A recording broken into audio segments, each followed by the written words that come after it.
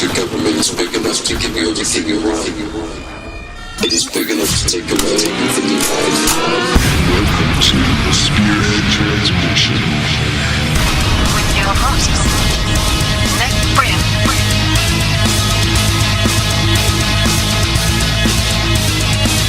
and Michael May.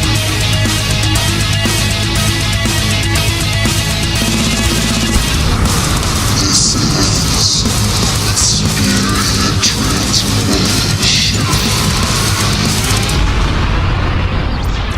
What's up, everyone? Welcome to the Spearhead Transmission. It is September 26th, 2018. It's time to break those chains and water that tree. Happy birthday. Oh, Who? I don't know. Somebody's birthday. I don't know. Happy birthday, you. Guaranteed.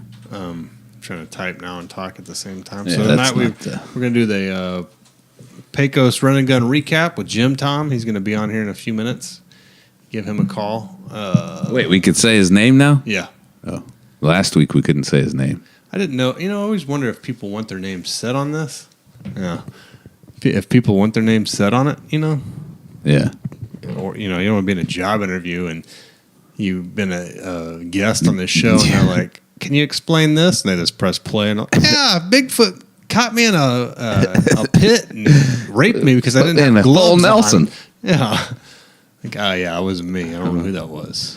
So, just to be safe. Put But me he in said a we full can- Nelson, took me to Pound Town. Yeah, we can use his name.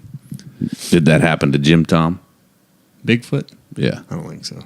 We'll have to ask him. You got to remember when you're out in the wild to wear gloves so you can get out of that, Yeah, that's that right. hole. That's right. You know? Otherwise, you're screwed. Either that or you need to make sure you have tobacco and a coffee pot with you. Yeah.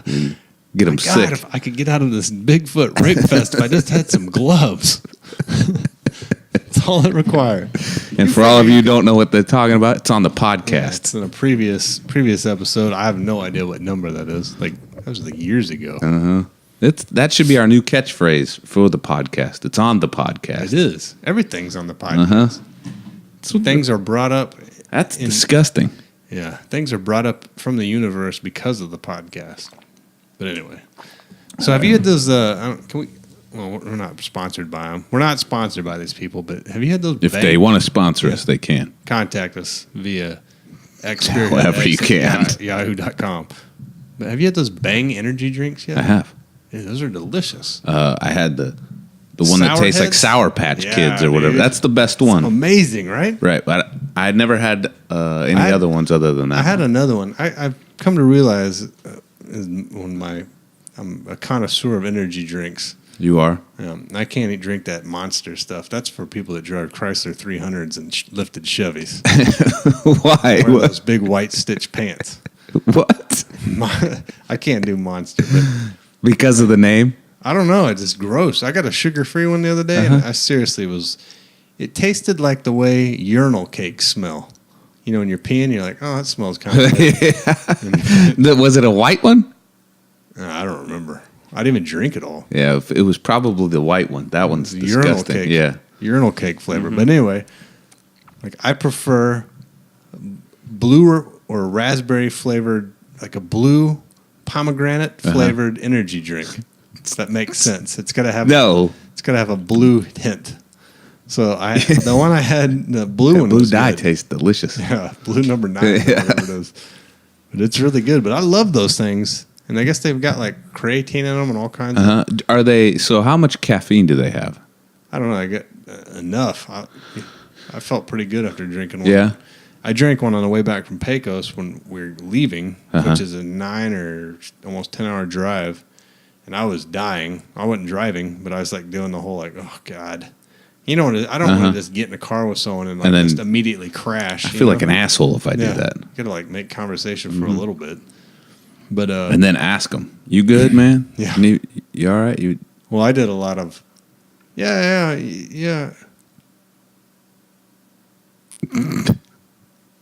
Eyes rolling. Yeah. Yeah, I like those ribs. They're good. Totally falling asleep. But yeah, dude, I like them a lot. I hate to say it. I feel like Zions is going away because I don't know. Like, there's no marketing campaign for Zions ever since. Is there not? How did I hear your stomach? That was not my stomach. It was my that weird noise that comes through your throat, like a frog. Like Zions, you don't see them anywhere. I mean, they're delicious. Don't get me wrong. And I like love 'em. the orange one.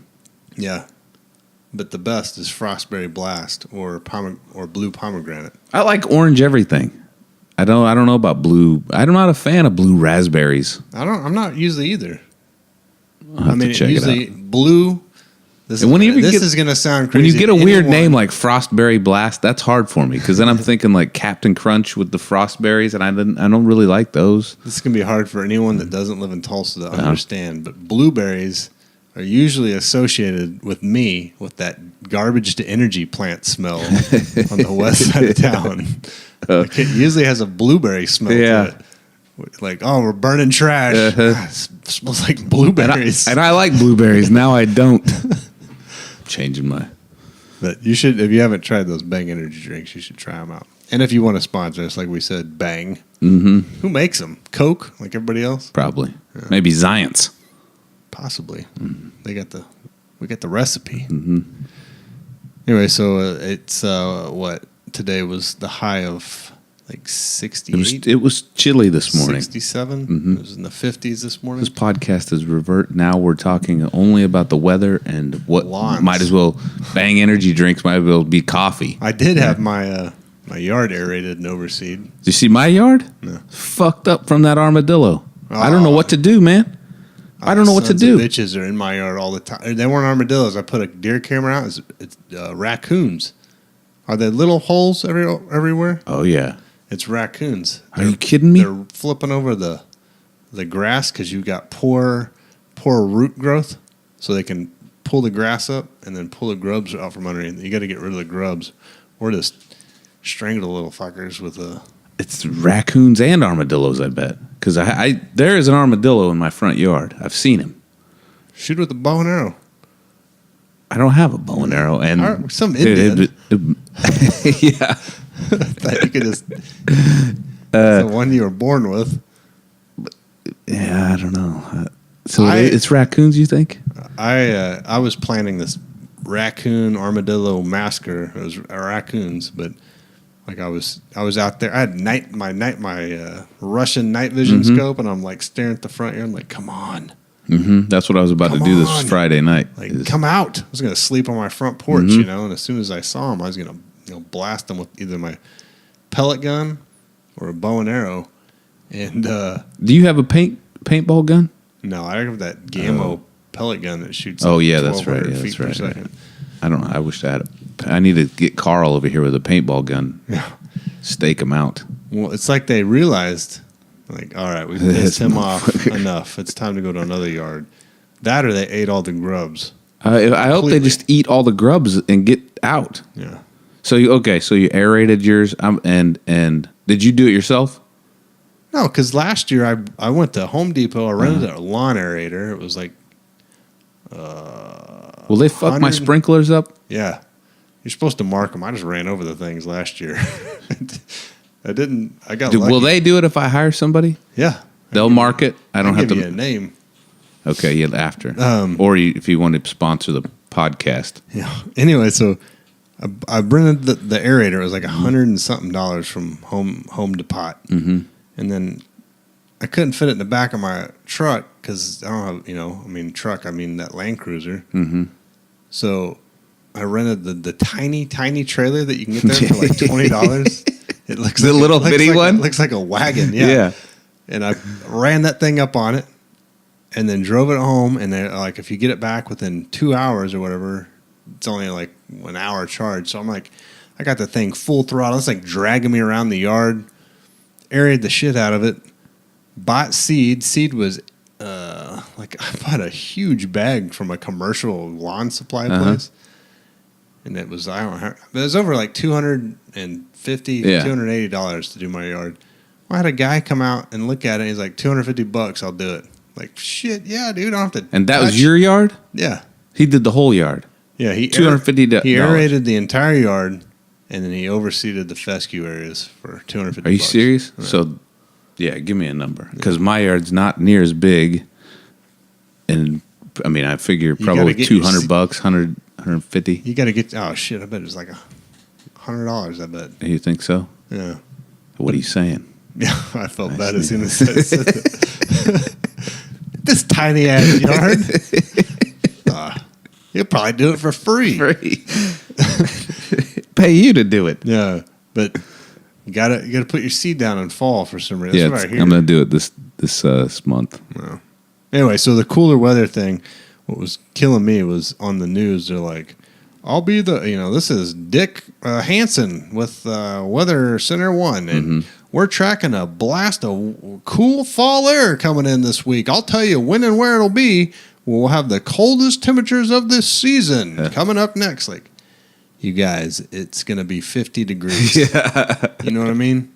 Sensationalize it. We have not even got to the point of like snow or ice yet. I mean, we're talking about nice. I mean, it felt great outside today. It was a little chilly. Felt great. And then in the morning, my daughter wore a jacket to the bus, and I didn't, had a short sleeve shirt on.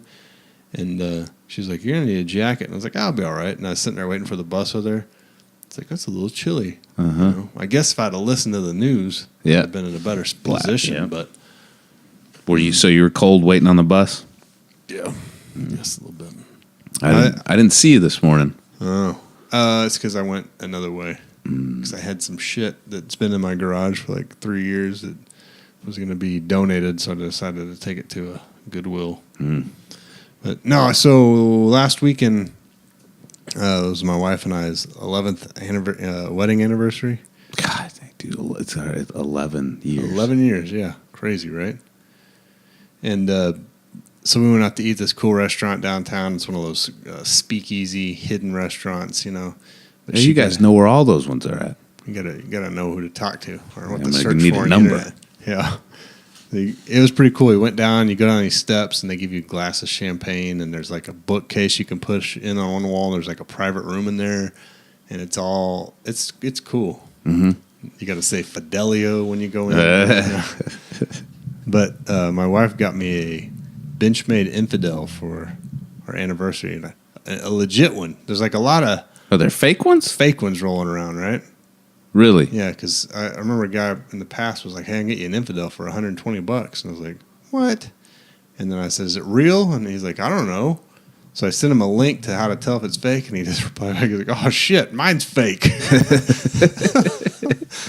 But it's cool. But I swear, man, all I'm sitting at work and all you hear in the hallway is this, like,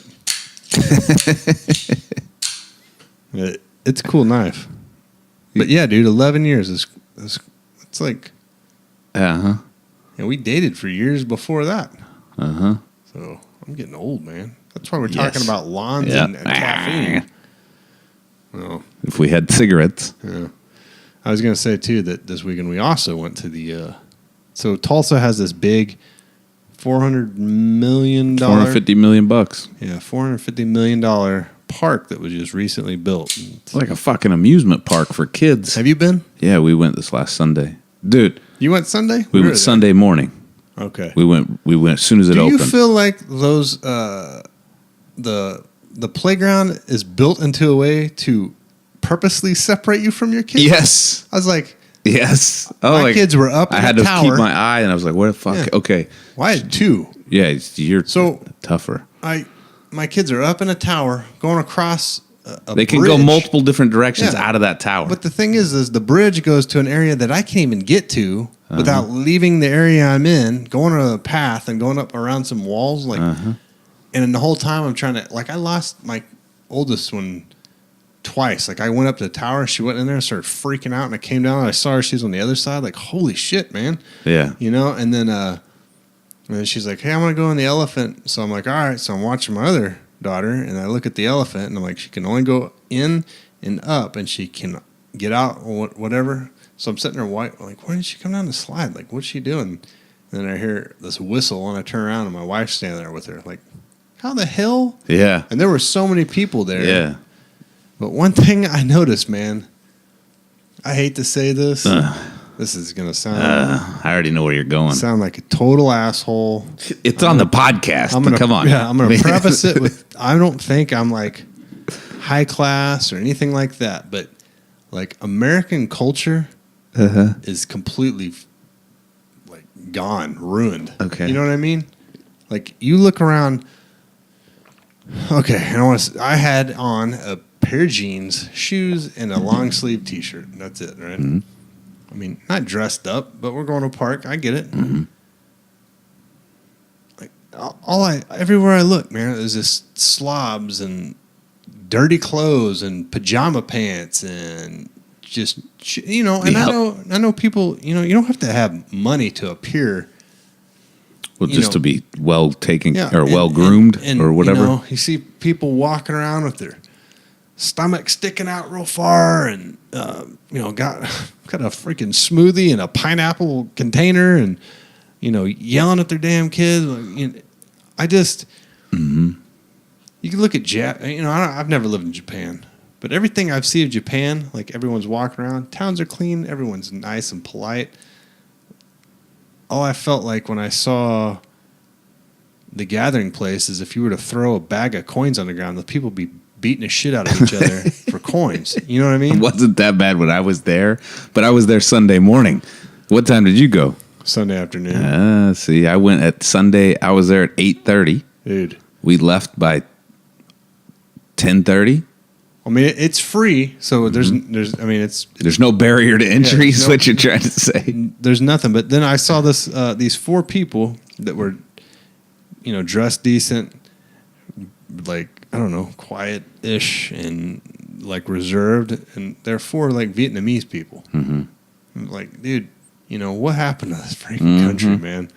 I hate saying that, but I seriously feel like culture in this country is just like, oh, Monster Energy drink, and maybe it's just Oklahoma, maybe it's just Tulsa, like Monster Energy drinks, and, catfishing, deer hunting. I like Katy Perry bullshit, like, and fuck, I like catfish and I like deer hunting, but I don't know, man. It's hard. I can't explain it without sounding like just a complete asshole. It's just, I mean, I don't know, but I don't know if that's. is that I don't know if reflective of No, but I don't know if that's. I don't know if it. I mean, here I'm gonna. I think that those people always existed. Well, I'm gonna be It's just- prejudicial by saying this too. Is like I automatically assume that all dude that you see with the insane clown posse shirt on, and like fucking basketball shorts, and look like you haven't bathed in 3 days. Like you could say, like, hey man, what year was Oklahoma incorporated into a state, or where's Louisiana on a map? I don't know. Well, who's Kim Kardashian? Like, oh shit, man, she got that big ass.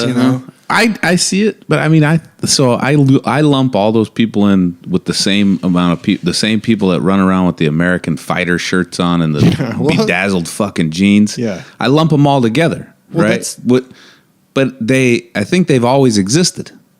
They have. I think But they've feel always like- existed. I feel like it's expanding. But It's taken over, and the thing is a lot of people. Yes, a lot of I would people are agree with that. saying, like, oh, the lower class. I don't know, is expanding, right? But and everyone knows I bust fat people's balls on this. it's on the fucking podcast. But like, you can't tell me you're living in poverty, but you're 200 pounds overweight. Why? And well, it's because cheap or unhealthy food is cheaper, Right. Like It's not true. you can buy like 4 heads of lettuce for 99 cents. I can buy I don't even know how many pounds of chicken breasts costs for less than- $11, and that feeds my wife and I and my daughter for a week of chicken. Water is cheaper than Coca-Cola, right? Or Yes. Dr. Fizz, or Dr. Fizz. whatever. Dr. Pepper, all that. I mean, Uh-huh. I don't know. I guess I'm just bitch because I'm. Well, I know. I mean, These because kids you're today. old. That's why. These kids I could just- today, there's no class, but there really isn't any class, man. I really don't feel like anyone, number one, takes any kind of pride in their appearance. Mm-hmm. I mean, even on like a clothing level or like taking care of yourself level. Mm-hmm. Like, I'm fucking married. I'm just gonna, eat barbecue until that's I'm true. 200 pounds. That's true. And They say that they said that most people that get married gain 30 pounds within the first year. see, That seems like that's a huge generalization where they say everybody gains 30 pounds. Like somebody that weighs 90 pounds gains 30 pounds. That's fucking another third of their body weight they just gained. I would bring up contractual obligation. Like, look, when I bought this model off the lot, it didn't look like this. You can't do that. You know what I mean? Well, You got to use positive reinforcement. Or you could use contractual. You know what's bullshit about that whole thing is when people get divorced and they start losing weight. I'm new me. I'm gonna work out and fucking get, trim and fit. But that doesn't last. That doesn't ever last, right? That's nonsense, right? So you could do it, but you weren't forced. You weren't gonna do it until you got to the point to where either I'm gonna lose my significant other. Or I need to pick up someone else. You know what I mean? Here's how it works, right? Oh, I'm getting fat, and they say that, and then they're expecting you to do what? No, you're not. And then and then I'll be like, because why do you do that? Because you love that person, you don't want them to feel bad for themselves, right? But if you say, look, the thing is if you feel like you're getting fat, then do something about it. What can I do for you? I mean, I don't know.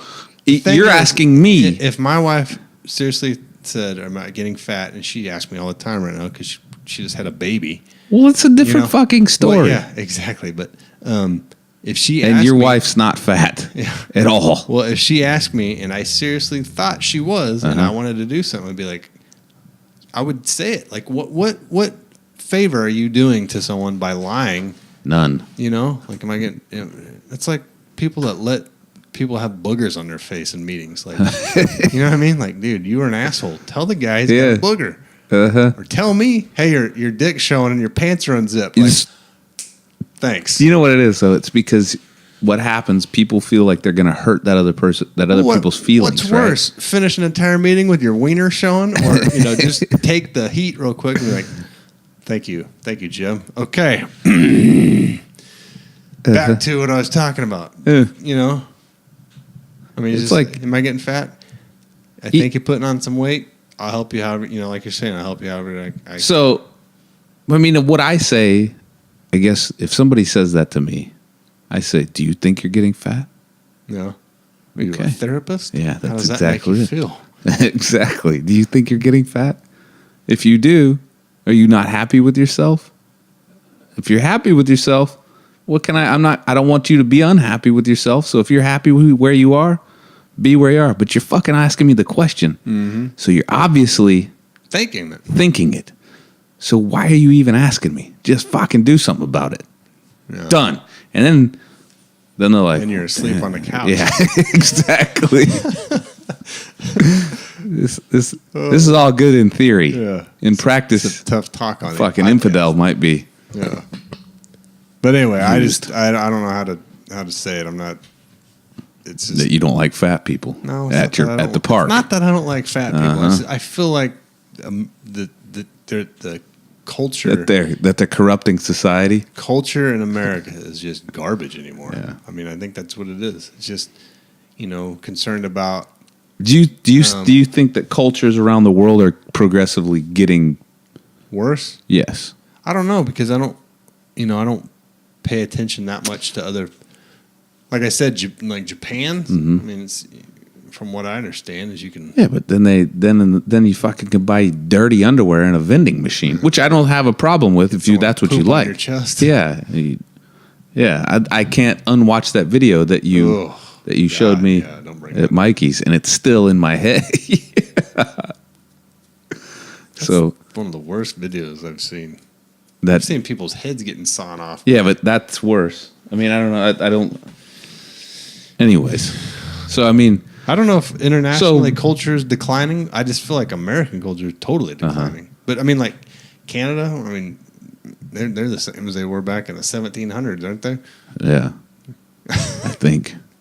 I've no idea. I'd like nobody really cares about Canada. Yeah, I'd like any of our international listeners, specifically Australians or Canadians, we can't get the Irish people to respond to us, or a UK. If you feel like your country's we have culture is declining, just email us and tell us why. We've got some work to do for some people in the UK on one of our podcasts. We got to do some research. Okay, it's about the Russian spies, right? Uh-oh. We got the inside on Russian spies. Mm-hmm. All right. All right. All right. Let's go to our guest. Sorry if I offended you there. All right. Was our guest? I'm going to call him. Oh. Go ahead.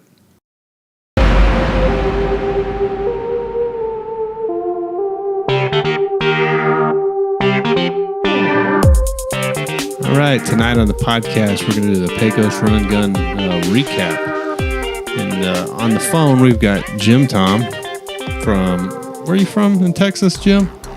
Down in Alpine, Texas. Yep. I got to tell you, man, when I first went to Pecos a few years ago, I can't remember, maybe it was 3 or 4 years ago, on the way down there, I knew about you before I even met you. Like, I heard notorious. Is that right? Yeah, I heard. I was like, because I told him, I was like, man, Al was telling me, he's like, he's like, competition's a little more stiff down here. You got this Texas rifle team, and he's like, he's naming off these people. You got Jim Tom. He shoots fast and he runs fast. I was like, what? I was like, Jim Tom, and sure enough, in that first year, I did horrible, and then you did really well. I can't remember what year it was, but that was probably 2015, wasn't it? That was the year after the flood. Yes. Yeah. Yeah. Yeah. So that was the first year that they're doing it where they're having it now. So that other place was where we had the flood in 2014. So that was a pretty memorable year. Yeah. I heard a lot. You can go on the Pecos Run Gun website and see some of those pictures. That was something else. They got I don't know how many inches of rain, but I guess it looked like a lake out there. I don't know how much it was, but it was quite a bit. So, since you're one of the gladiators of Pecos, we figured we'd have you on. And so, are you? Is he world renowned, or at least Pecos renowned? Yeah, Pecos, or run and gun renowned? Yeah, I think it depends on the circle. Okay. So, how did you? I've never heard of you, Jim Tom. Hey, that's the way I like it, actually. How many years have you gone to Pecos? So 2009 was my first one that I went to, and I'd been shooting service rifle with Larry and Smokey and those other guys there in Pecos for probably since 2001 when they first started them. They kept trying to get me to go to it, and like, man, I think I probably got something better to do. So I never did go till one year I started running again. I thought, well, man, if I'm running now and I like to shoot, I might as well go. So I did. Man, I've been hooked ever since. It was a lot of fun. It's a fun sport, right? Or do we call it a sport now? I don't like calling it. What do you want to call it? Activity. And a fun activity. Yeah, but that makes it sound like fucking. I think it's more of a gathering. I don't know about a match or sporting. Yeah, I don't know. I guess a match. Depends. Don't call it a match. Yeah, I've the heard fat rumors. ballet. So, how did you hear about it? I guess just through talking to Smokey and them. Yeah. When they started it that first year, that's how I heard about it. And then I thought about it over the years. And 2009, I finally went. Had a blast. I showed up in my Justin work boots and my jeans, and I think I was wearing a short sleeve button down shirt and some kind of Chinese vest thing. And yeah, sounds like how everybody starts out with run and gun. Yeah, exactly. And thinking back about it, I really didn't know what to expect. I think I envisioned a lot more maybe law enforcement and military guys showing up, but it wasn't really wasn't really the case. It's just regular, good dudes and ladies that are showing up to these things. Sound like you were expecting doing some masonry work or something with your Justin boots and jeans on. I was prepared for anything. Smokey said he was, after I ran, he's going to give me the dumbass award for running in my jeans and my boots. But kind of turned out pretty good, because out there at that first place, there was a lot of mesquite and lechuguilla and cat claw. But, wearing that stuff, I could just run right through it and didn't have to worry about my running shorts or anything. That's cool. It's funny is like Mike said, is like everyone that starts running gun starts like the same. I wore a Chinese vest one year and it felt like I had a garbage sack wrapped around me. And like the first time we ever did like a running gun, it was out on Al's property, and it was a total clusterfuck. I mean, it was just 300 rounds of ammo. Yeah, tons. I'm only going 2 miles. That's all right. Of stuff. I mean, it's just that sounds pretty cool. Yeah, it's always fun to cool. think about the first ones that come along. Yeah, and what kills me now is there's, on the internet, everyone's like, "Hey, I'm doing my first running gun. What should I do?" Everyone's like, "Oh, you should do this. You should do this. This." Like, man, I almost feel like you should have to learn yourself. just let them. Yeah, it almost seems like cheating a little bit, but I guess that's the nature of things nowadays. Because we dang sure didn't have all that information readily available when you first start going to these things. Yeah. So you just kind of put together what you thought you needed. Matter of fact, that first one, I showed up with a luggage duffel bag strap for a sling. That's what I had. But that's awesome. Worked out okay. That's better than running with a single point sling. Yeah, I ran. It just chokes you out the whole time. I ran pass out. I ran a single point sling on an SKS. So it was like the barrel was basically an in inch the from dirt. the ground, this like pothole in the dirt every time I'd run. Oh shit! But what you said earlier too is a gathering, and I know we're gonna get Mike down to Pecos one of these times, but like I truly believe that's one of the best. You're saying it wrong. Like it's Pecos. Pecos. Yep, that's correct. I truly believe that's like one of my. I mean, I like doing the competition. I like trying to beat, as many people as I can beat. But I also like just the people, because it's not full.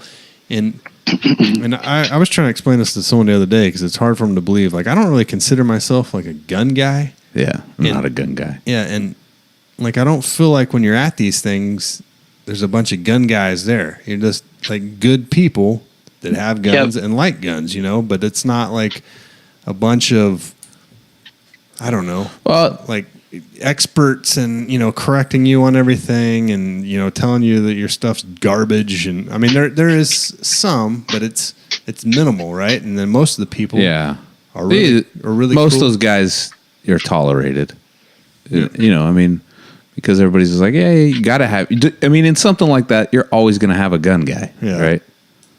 And the gun guy can help out. Yeah.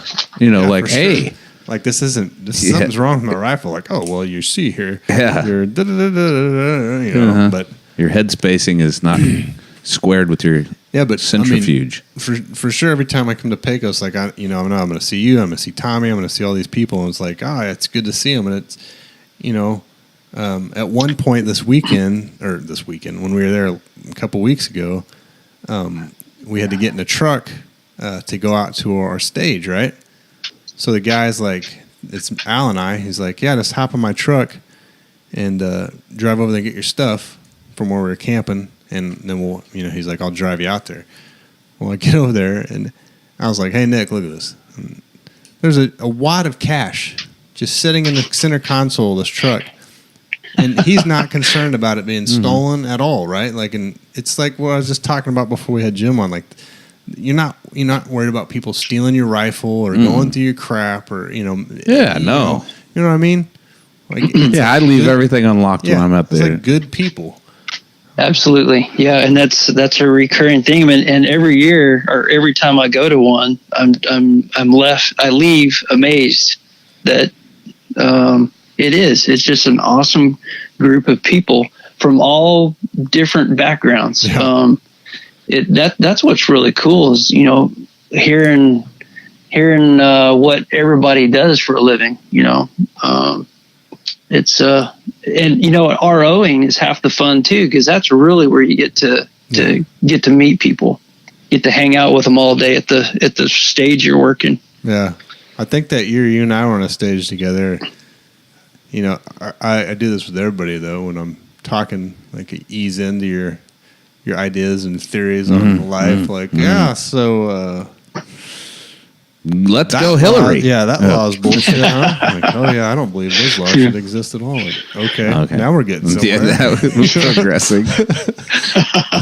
And then before you know it, you're like just sitting there, and both of you are, basically all think, mouth kissing at that point. Yeah, somewhat the same. Yeah, well, maybe not.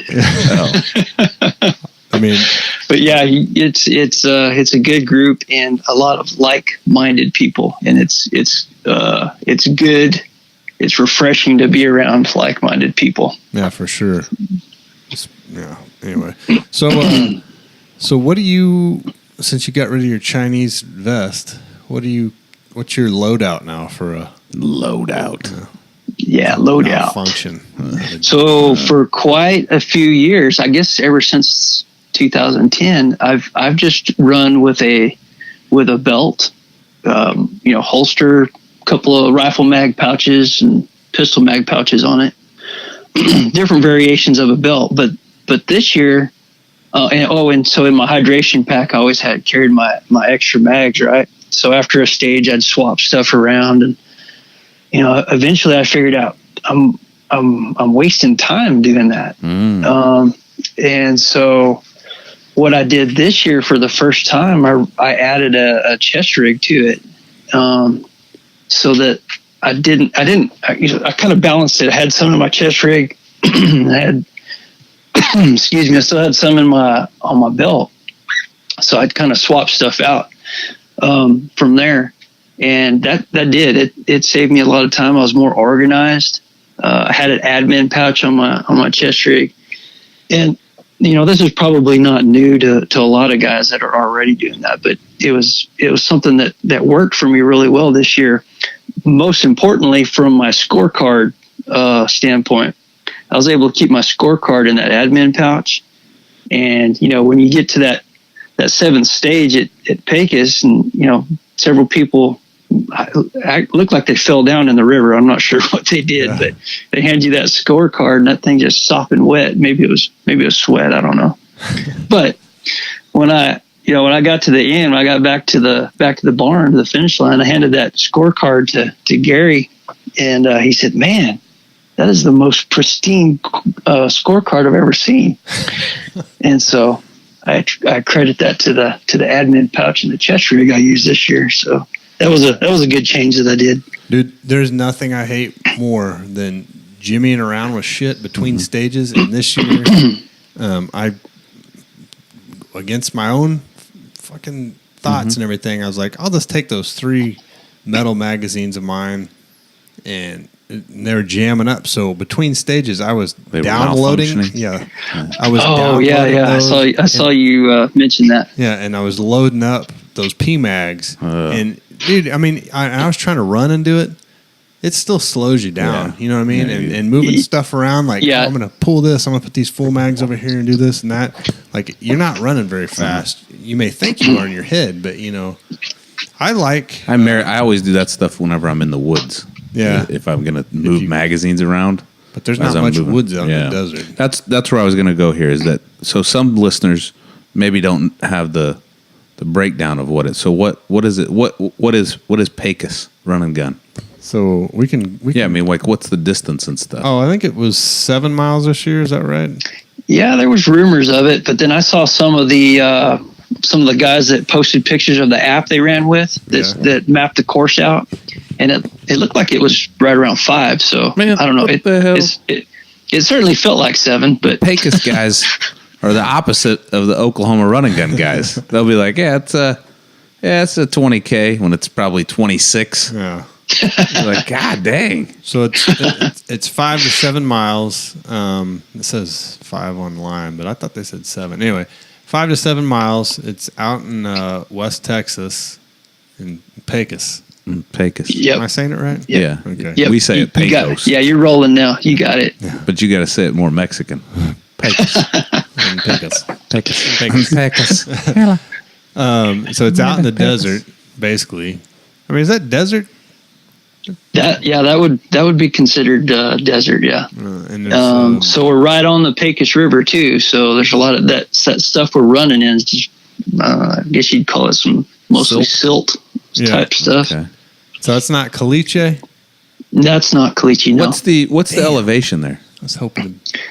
I don't know what Pecos elevation is. Alpine's about almost 5,000. Okay, so it's probably a high desert then, or chaparral, right? Possibly. I don't. There's a lot of mesquite and greasewood and stuff like that. So Yeah, that silt is. I thought it was caliche. Like I felt like I was from No Country from Old Men, but Not. not quite. it sucks to run in because it's like sand, except like running Soft. in baby powder. you know. Yeah. But anyways, Yeah, it gets in everything. Yeah, for sure. And you know what's funny is usually every year I come back and I take my pistol in the sink and just wash it, and then scrub it and everything, and to get all that grit out. And Yeah.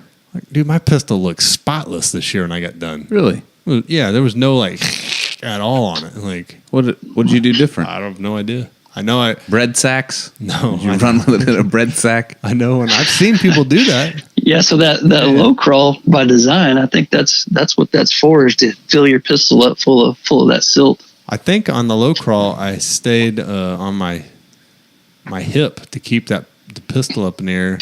It didn't matter. I fucked that part up, that stage up. But and then when I went under the fence by your stage, I I slid under on my back. So I think that was the way. I kept it clean. Oh yeah, that that was the one where you took a little detour after you went under the fence. Yeah, I took a wrong turn after I left Jim Tom's stage and ran all the way back to another stage, and then was pissed and then took off at like a full sprint back, and I could see Jim running the stage, and I was embarrassed, and I didn't want him to see me running back. And then That's always the worst. Yeah, I could see him turning around real slow. I'm like, God, hey, But well, let's go through the course of fire. So there were 7 stages this year, 7 stations, and so the first station was pistol only. Your rifle was left grounded. You said shooter will have the option of grounding his rifle from the start. Shooter will advance to the first barricade. You had to use the barricade as cover and score 5 hits on a provided target. Shooter will advance to the second barricade and score 5 hits on the provided target. Shooter will then advance to the third and final barricade and score 1 hit on each of the 6 provided targets. I like that stage. I feel like I did really well on it. The pistol was pretty close, so it was quick and it was fast. And there was really nothing to it other than trying to move as fast as you can between the barricades. Yeah, that was a good stage. So three positions, and then you get down to that last one. They had those tires stacked, and you're supposed to use that as cover. So I'm sitting on the right side of it, starting to shoot that first target, and you know how a tire echoes when you hit it, and sounds like a steel hit. Yeah. So I kept shooting, and I didn't hear a hit. So I kind of looked up at the RO, and he said, "No, you didn't hit it." So I kind of backed away from it a little bit, and then at that point, with that noise out of my ear, I could tell what I was doing. So that took a little bit longer.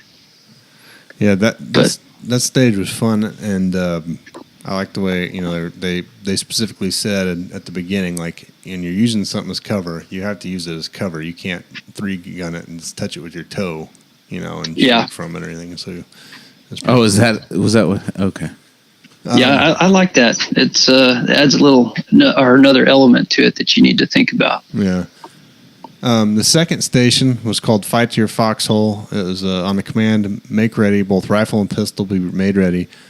On the buzzer, shooter will engage a silhouette across the river with his pistol and score 5 hits. Shooter will then advance to a second marked firing point and engage the second pistol target and score 5 hits. Shooter will then transition from pistol to rifle and move forward, negotiate the low crawl, and engage 2 rifle targets at approximately 150 yards and score 2 hits each. This stage, I DQ'd for whatever reason. Like I started, went to the first pistol, like blasted it. Went to the second, blasted it. Ran up the hill, got up to the little low crawl, crawled underneath, somehow kept my pistol immaculate.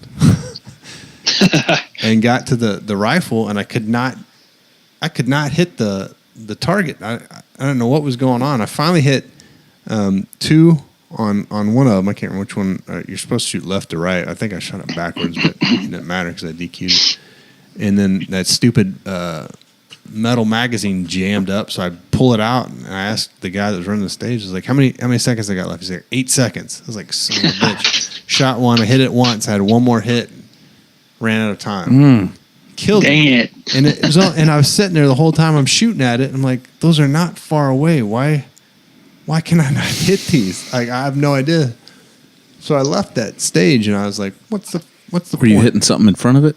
I don't know. And now I said at work, and I think about it, I'm like, why didn't I just shoot down and walk the damn thing into it? Because you can see the dust, you know?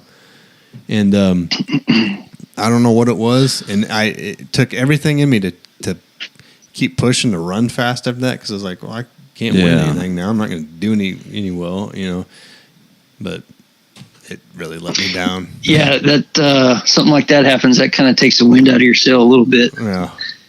How'd you do? You know, there may have been, if I recall, there may have been a couple of bushes right there in front of that low crawl as you come out. So maybe you were shooting through one of those. I have no idea. Like, I mean, it was. And I say I have no idea, but when I was bitching to Al about it, he's like, "I'll tell you what it was, man. You ran too fast. You're tired. You couldn't shoot right. That's what it was." You know?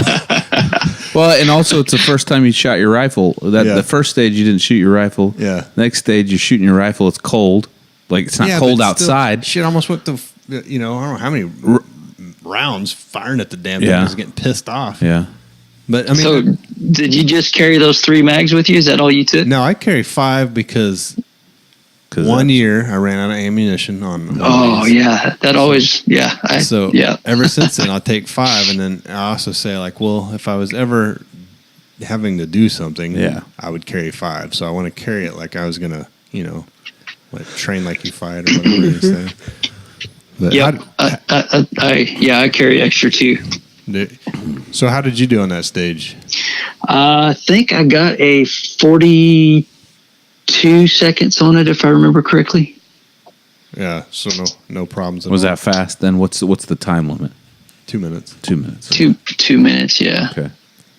I mean, it's fun because you had to shoot from one position, and then you didn't have to holster. You just had to keep it safe, and you ran to the next one, shoot, and then holster, and then go to the low crawl.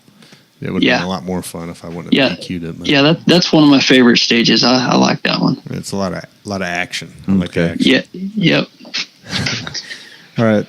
Station 3 says reinforce the hill. From starting point, shooter will move forward approximately 50 yards to the firing point.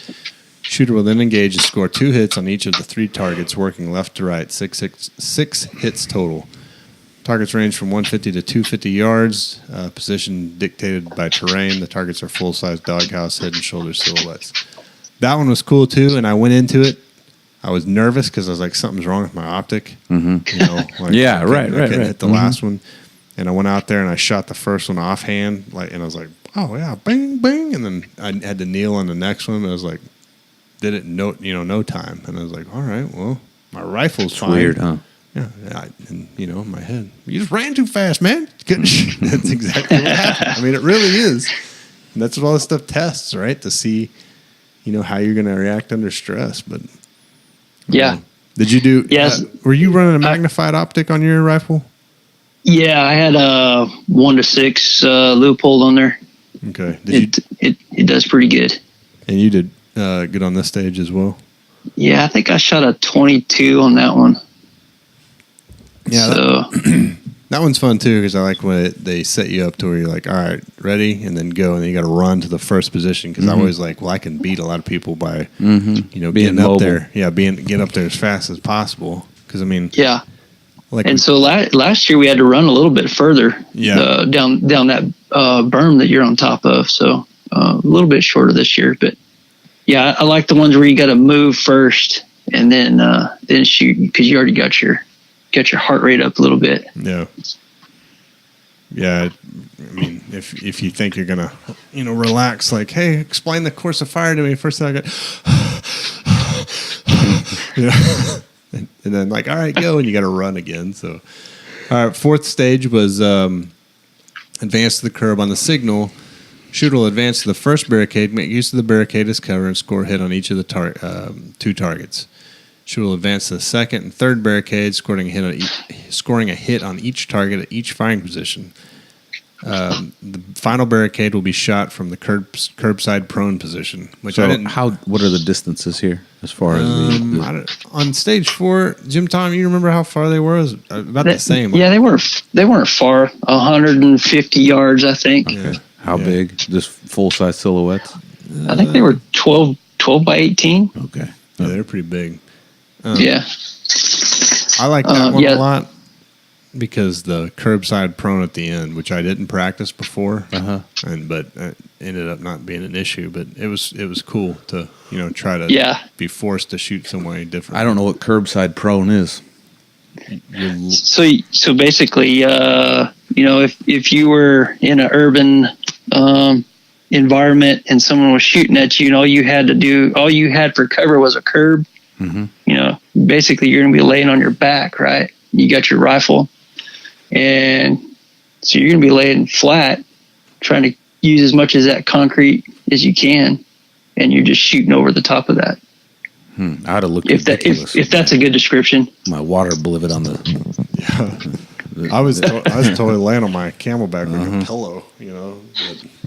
Yeah, so stage 4 went pretty good, and this about stage 4 is when I started feeling some pressure, because I had Dan behind me catching up to me, and I had Rachel in front of me who was pressuring me to catch and pass her so I could give her wait time. Oh yeah. And I assured her that I was doing my best to try to get past her, but gosh, I never could catch up to her, and so I had double motivation. I didn't want Dan to pass me, and I was trying to pass her. Yeah, that's the worst is when you hear someone behind you, because I'm like, no one's passed me out here. You know what I mean? Yeah. But if you come up to Oklahoma and do one of those 20Ks or whatever, or like people, Are you coming? Are you coming up this winter? Yeah, I am. I'm going to make it up there. Yeah, it'd be cool to see you. All right, so stage 5. Sneaky Pete. Sneaky Pete. Shooter will use his pistol to engage a single 12 by 18 target, working his way down a VTAC board. The target is about 10 paces.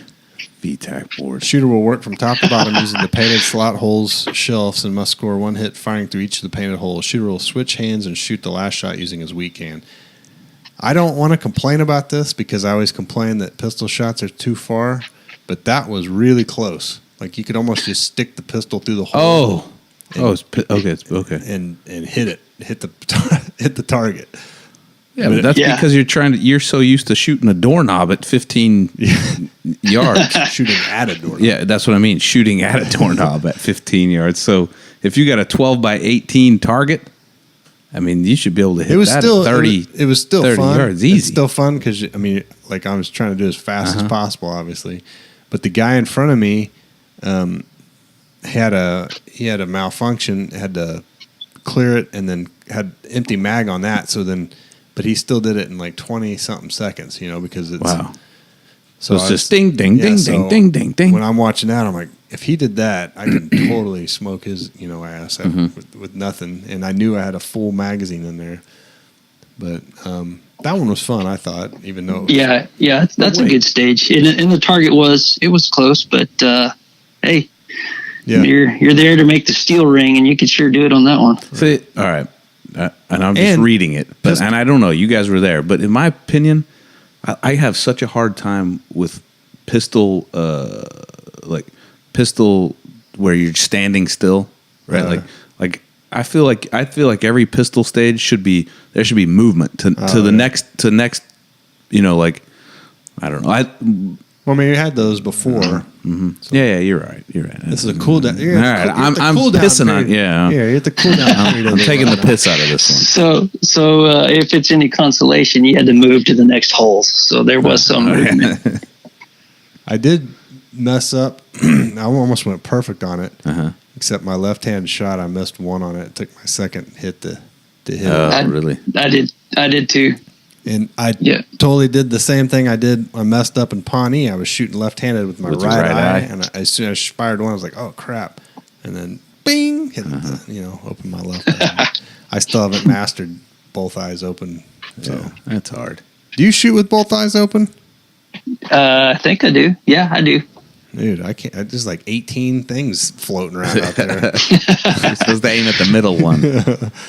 What are you aiming at? I don't know. Yeah, I do. I don't really think about it, but I do. That's what I do.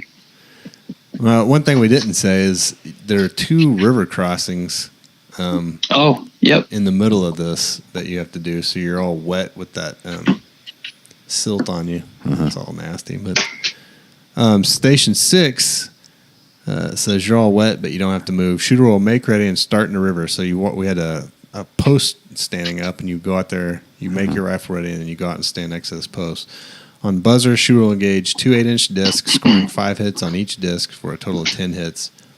Then you'll transition to rifle and score 2 hits on each of the 12 by 18 targets about 75 yards.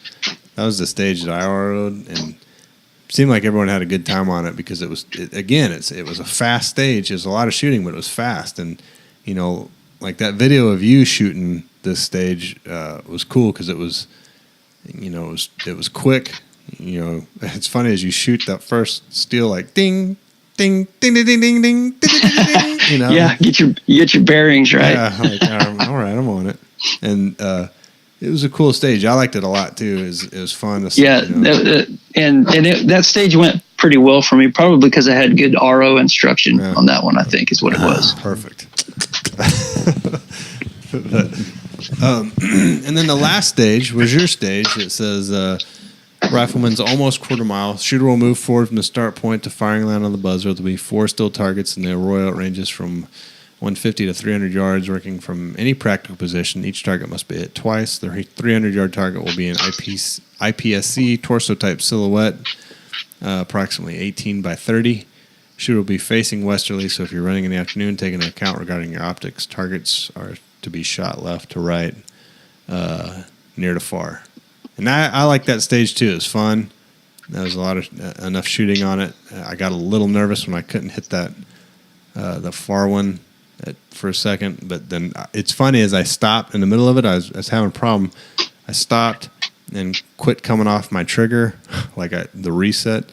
And then after I, maintained the fundamentals, I didn't have a problem with it. But because I was tired, that shit. It's like you try to forget all that stuff. But how'd you do on your own stage? Did you practice out there? Speaking of getting nervous, I was getting nervous on that one. I went a minute 32 on that one. I could not connect with that 300-yard target. Beats the hell out of me why, but it took me quite a few rounds to hit that one, and I thought I was going to DNF on that one. Oh, that's like the worst feeling.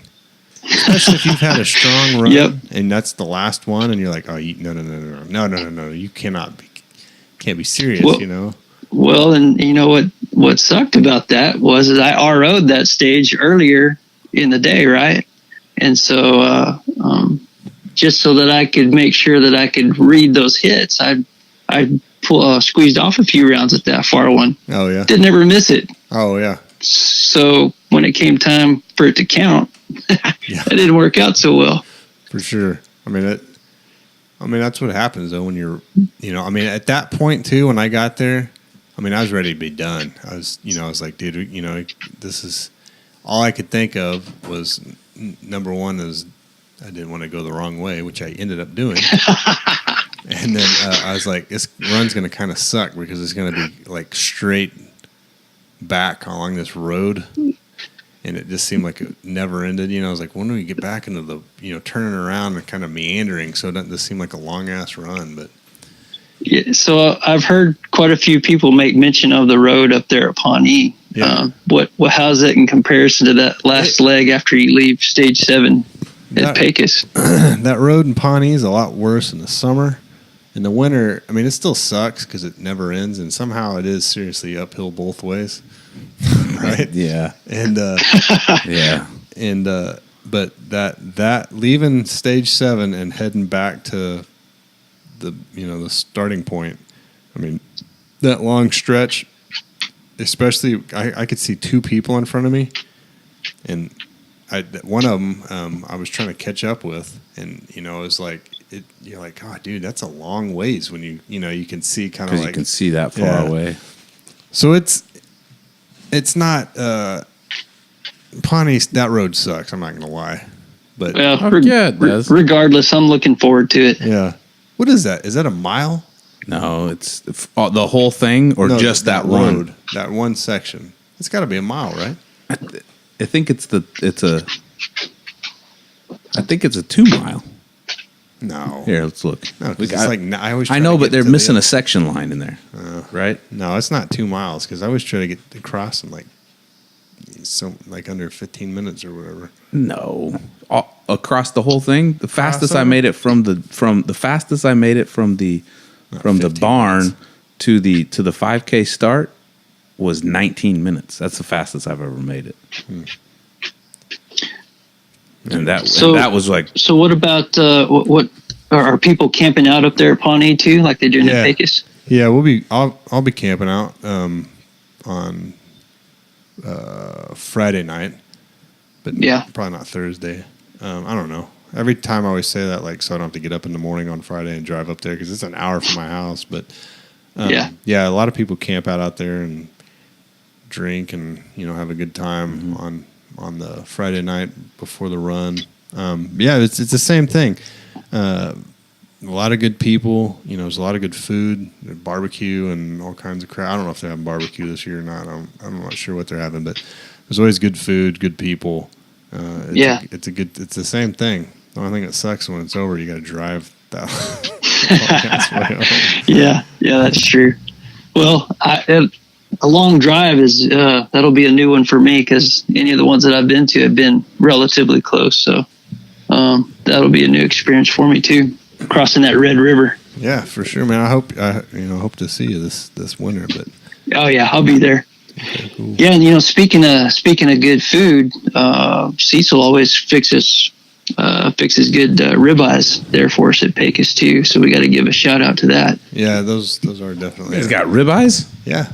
What? It's funny. He's like, "How do you like your steak?" I'm like, "I want it." Like I was like, "You cannot undercook that damn thing." Mm-hmm. And he just sprinkled. I don't know what's he sprinkle on, lemon pepper, and that's it. Yeah, it's not much, but it's pretty dang good. And crisped it. Yeah, and he's got a grill made out of a 55-gallon drum or something. Some metal grating over it. Yeah, he's got mesquite wood on it. His name's Cecil. Yeah, he's That's the guaranteed. landowner. Yeah. But yeah, they got ribeyes and it's potatoes and there's some sausages and stuff there this time. Wow. Yeah, it is You're so hungry. good. Yeah, I know it's making me hungry thinking about it. Mm-hmm.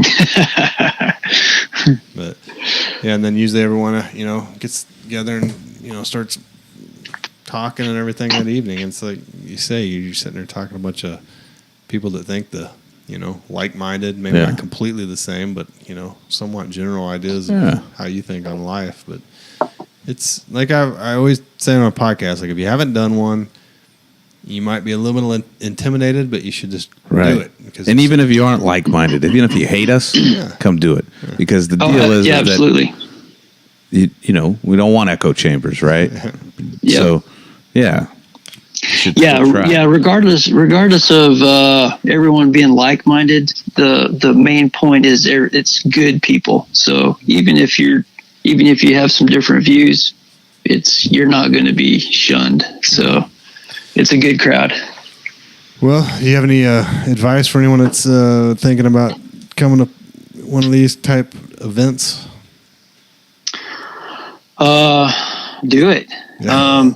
If you're, you can hear the story repeated across many different people, but the the run and gun events or gatherings, whatever we're going to call them, there's more pros than there is even thoughts of cons to them. You hear about people it being a motivation for them to stay in some kind of shape throughout the year. You get to meet good people. So, just do it. Sign up, find one, sign up for it. Bring what you got. You don't have to go spend a whole bunch of money to buy stuff that you're probably going to end up changing out anyway. You definitely will change it all out. Yeah. But once you get something that you like, you figure it out. Like you realize that it works. But even then, you'll still, or me, I'm always trying to game stuff. That's just how I work. Yeah, I'm always trying to mess it up. And sometimes it works, sometimes it doesn't. Yeah, well, this was my almost 10 years of doing it. And I finally decided to try a chest rig, and it was golden. It worked pretty good for me. But, yeah. That's, and you run with you also run with a GoPro, right? On your head? Yeah, I did. Or I have the last few times. That's kind of fun, just to go back and look at them. That's how not necessarily for posting out there on Facebook to, hey, look what I did, but it's just fun to go back and look at them. Oh, yeah. That's how one year I figured out a humongous bruise on my leg because my rifle malfunctioned. And I tried to mortar it in the inside of my thigh. I was so pissed off. And I didn't realize I did it.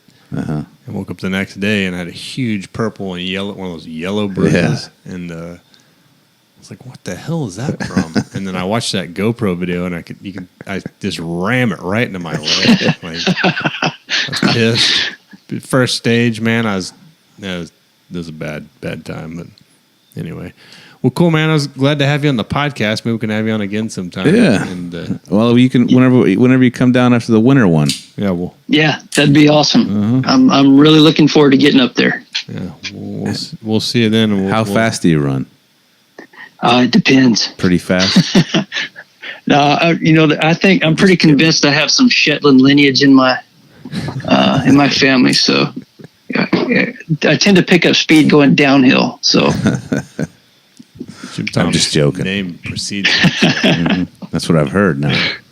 So we'll see you here this winter, and we'll keep in touch, and we'll talk to you again. Appreciate awesome. You being Good to on, talk man. to you guys. All right, take it easy. All right, man. Bye. Bye.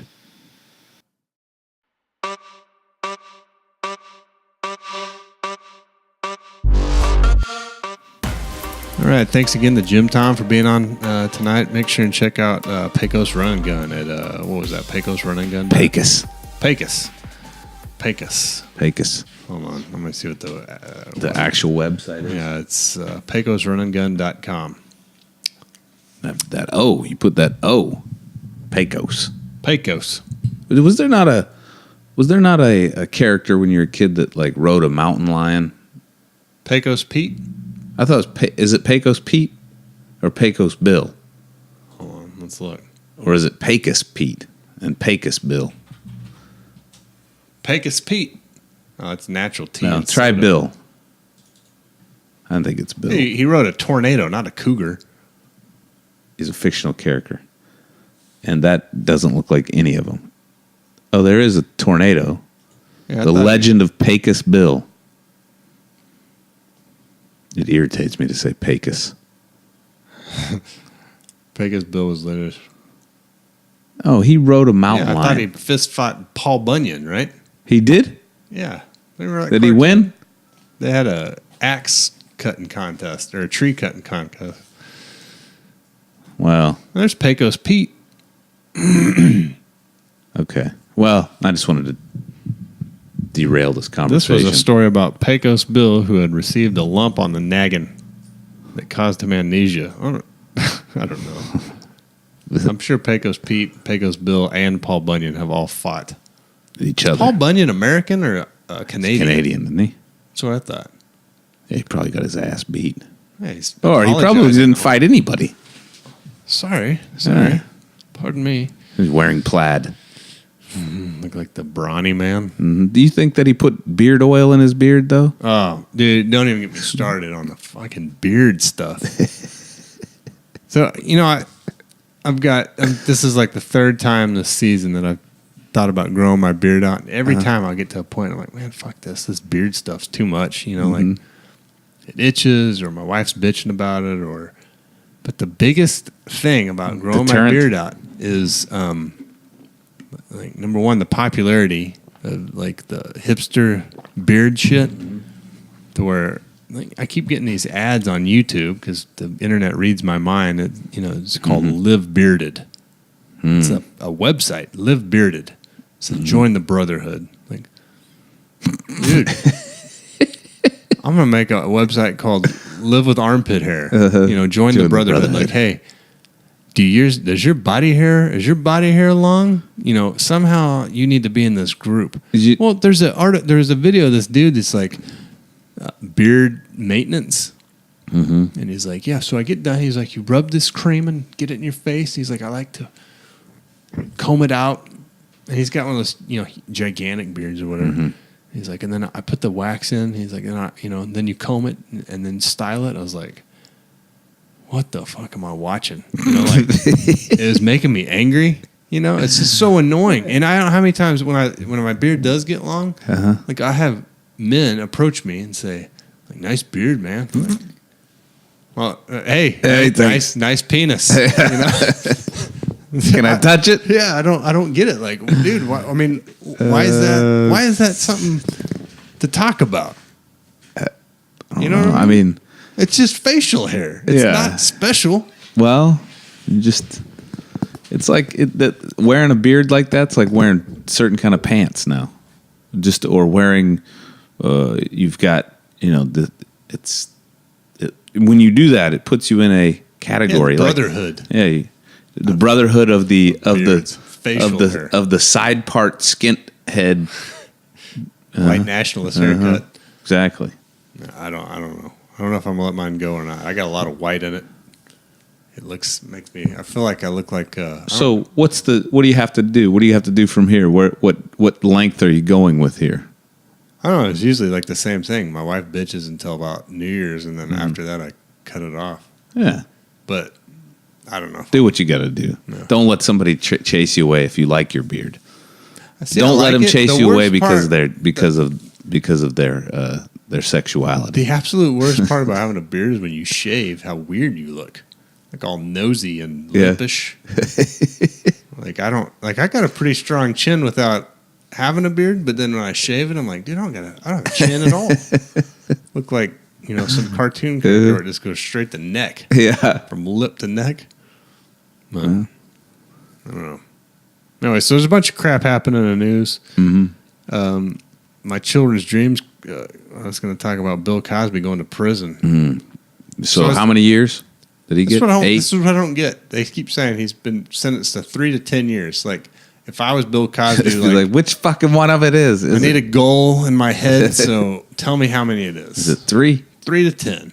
3 to 10. He's not going to. It's going to be less than 3. Yeah. But the fucking guy's in prison. It's crazy to think about Dr. Huxtable in prison. Yeah, exactly. Right? Like, that dude went from the pinnacle the whole time he's raping.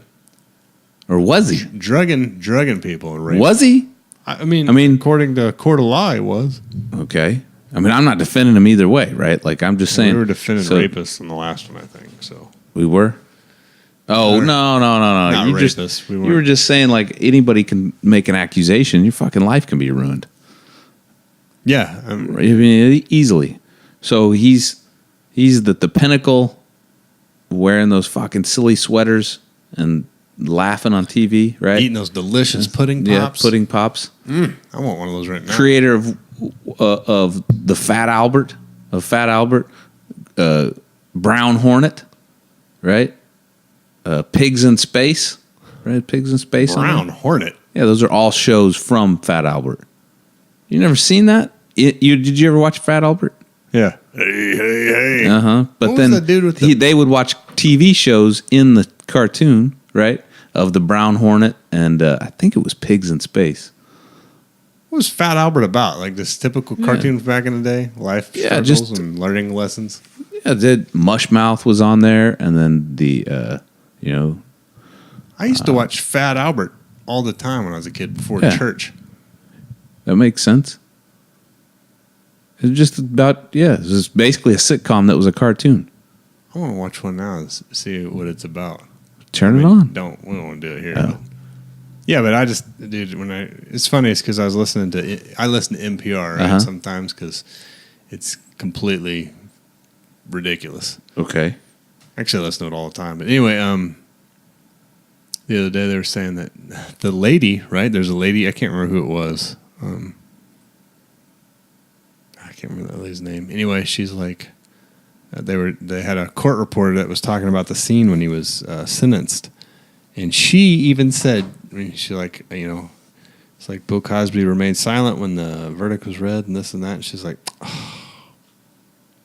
and she caught herself because she's probably like, same thing. It's like you can't think of Bill Cosby in handcuffs for raping people, right? Because you think, Dr. Huxtable, like teaching lessons to kids. Do you remember like a few years ago? Well, not a few. It's been a while.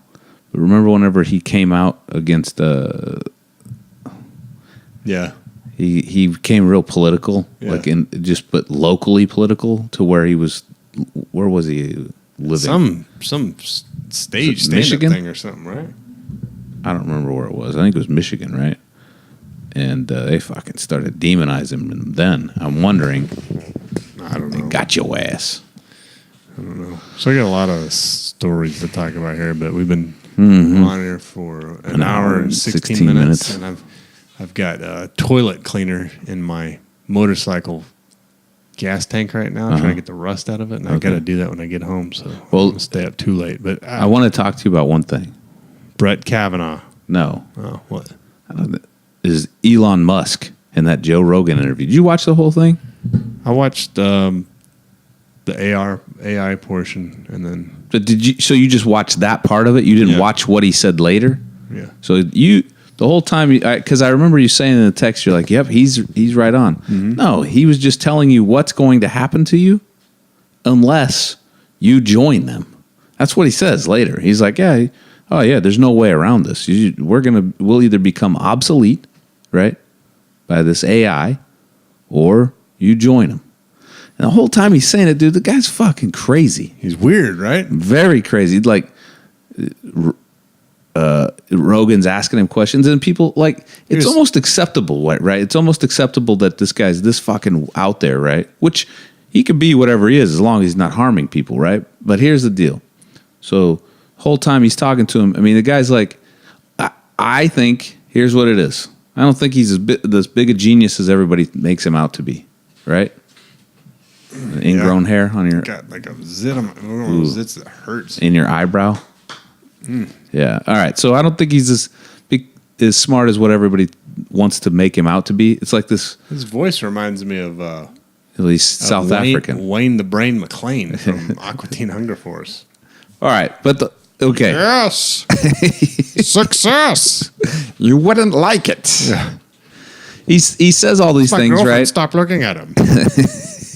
Or her. Anyway, go ahead. Yeah. He says that you must join the robots, right? And that we'll be these enhanced humans, right? Where there will be 1 million of us that we all, like millions of people will all opt in, right? Yeah. To have your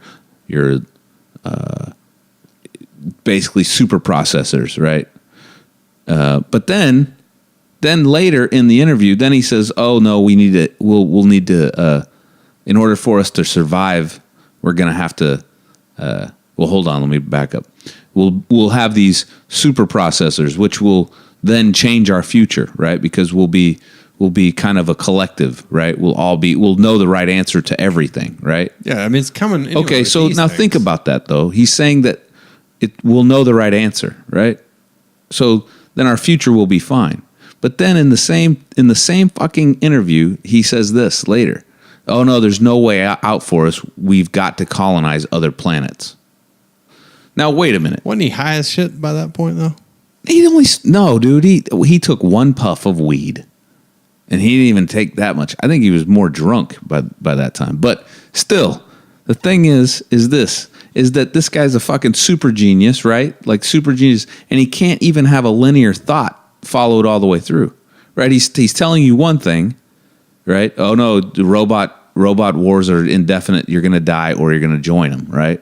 And when you join them, then our future is bright because then we can we'll know all the right answers, meaning that we won't have to co-populate or go populate other planets because we'll fix the Earth the way it is, right? That's what he's saying. But then an hour later, he's like, no, actually we're going to have to populate Jupiter's moons and Saturn and Pluto and possibly Mars, and we'll be able to do that. No, the fucking guy just wants to he wants to be mysterious, right?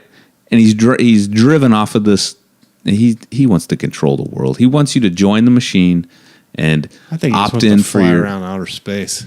He may be a robot from the future. He said he was an alien, trying to ease into the fact that we're going to be overtaken by him. Ease in. Yeah, he's like lubing us up. Yeah, always makes you think he's getting foreplay. Yeah, that's all it is foreplay. There's cars that out there, they're just foreplay because he wants to fuck you later. So fully the whole AI thing, like if we continue to make it, which we're not going to. No, we're not going to stop. It's going towards singularity. I can't explain that to enough people. Like, there's not going to be. Yeah, you're not going to have the option to opt in. No, it's not that. Like, if it's a robot war based on artificial intelligence that's become the singularity has occurred or whatever, it would be like mice trying to debate with right. How much do you really concern yourself with what a mouse thinks? It's going to be like, I mean, the amount of knowledge that it's going to have is going to so exceed us that it's probably going to be like maybe it'll be like, I don't want to live here anymore. But the thing is that it goes like this. Here's the statement. I look at it like this. So there must have been the director of agriculture from the Soviet Union during Khrushchev, I think. I don't know the guy's name. But one of the people, somebody asked him. He said, "What would you do if communism conquered the world?" Right? And now it's every nation is communist. And you know what he said? He said we would keep one nation a free market because we wouldn't be able to determine prices. Robots would keep people around because they'd be like, that's sub us. Do you understand? Like, we're at this level. What I mean, but you would be a pest. But they're not going to wipe you out. The thing is, people don't seem to realize is I keep saying the singularity, but when the amount of knowledge is compounded to the fact that it's exponential, right? Right, they become a god. Yeah, I mean, but that's the thing. They're still going to keep you around as if God could crush you now. The universe could be like, if something is so smart that its understanding of concepts and this universe exceed yours that you don't even have. I mean, it's not going to be like, oh yeah, those are mice. It's going to be like, hey, those atoms don't even know what the fuck they're doing. Look at them. They got neutrons and electrons. But if they're at God level, then they do know exactly what they do. Understand that we're conscious, right? Isn't that the difference between us and animals? There's no difference between us and animals. Well, I mean, we're an animal, but isn't that the difference between us and all other animals on the planet? What? Is that we solve things through intellect? They solve things through whatever. Fucking lion eats a gazelle. That's what he's programmed to do, right? But you don't see fucking lions out there building buildings and driving cars around. Crows, catch stuff with tools. But they also don't build a fucking house to live in like this, right? Not yet. You're not watching TV. Yeah, not yet.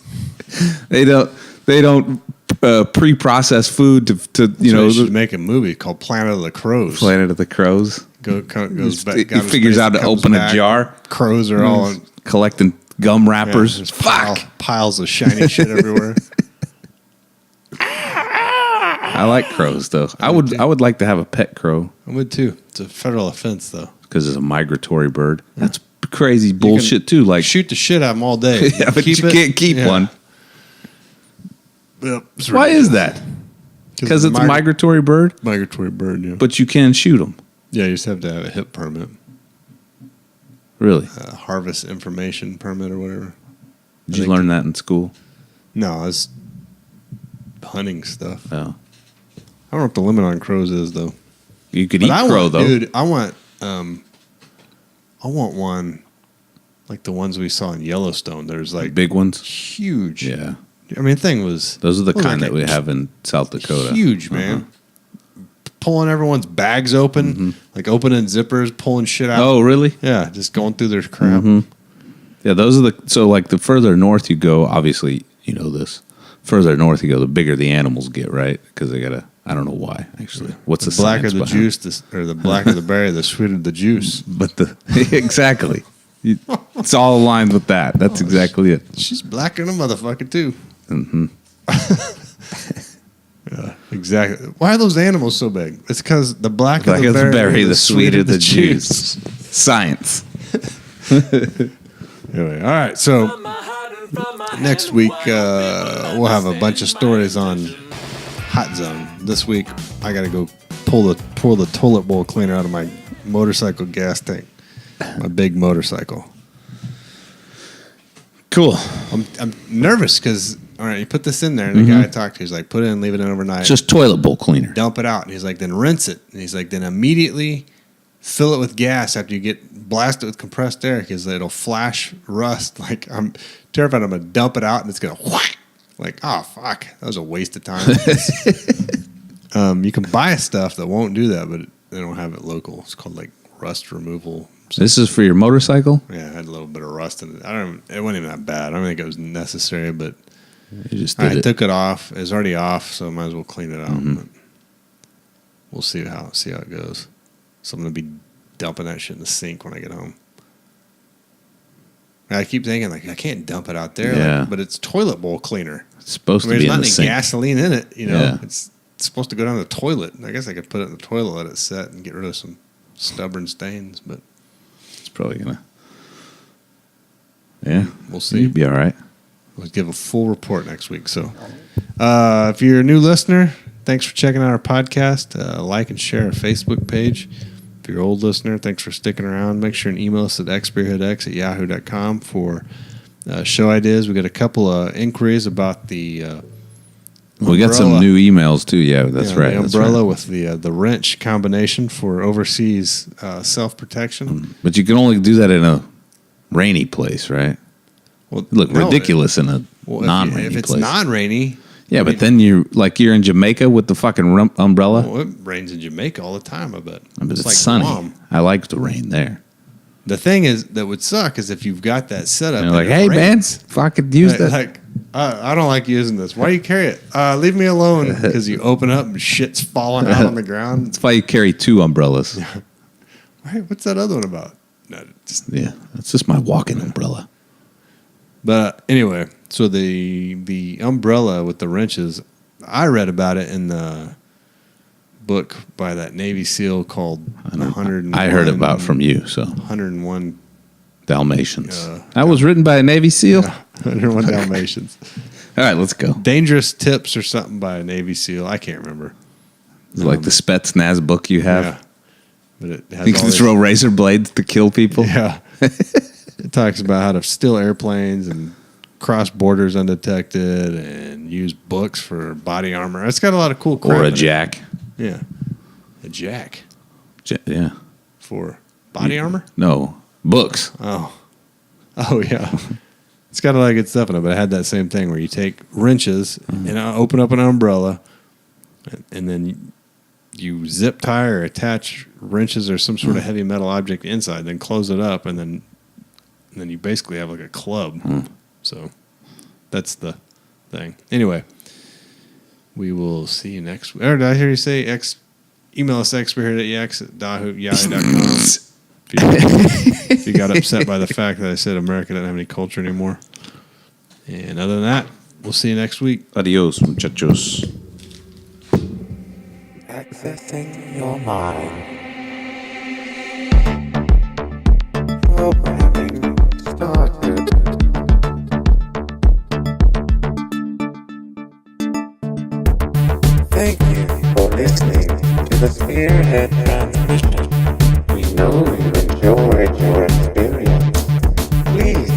come again and partake in our ridiculousness.